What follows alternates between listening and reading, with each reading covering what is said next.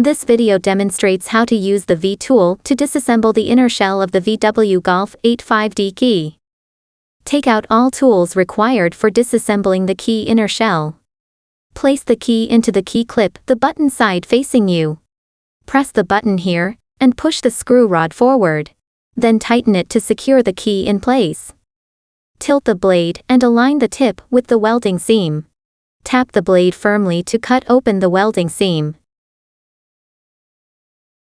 Keep cutting along this welding seam.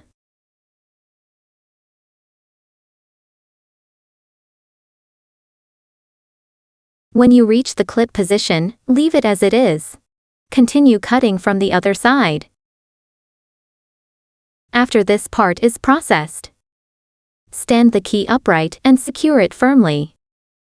After aligning the blade with the welding seam, continue cutting.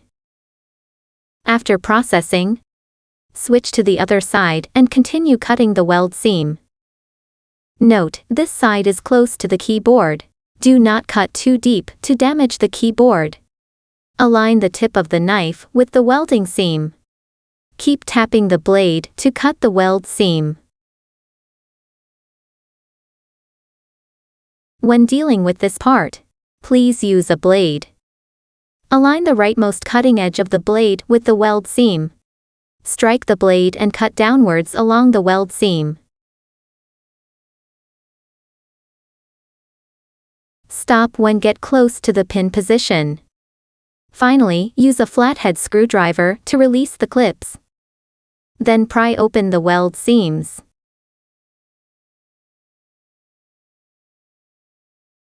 Release the clips here and pry open the weld seams.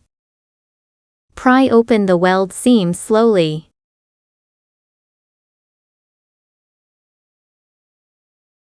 Also pry open the weld seam here. Separate the rear cover completely and take out the keyboard. Disassembly of the key inner shell is complete. Thank you for watching.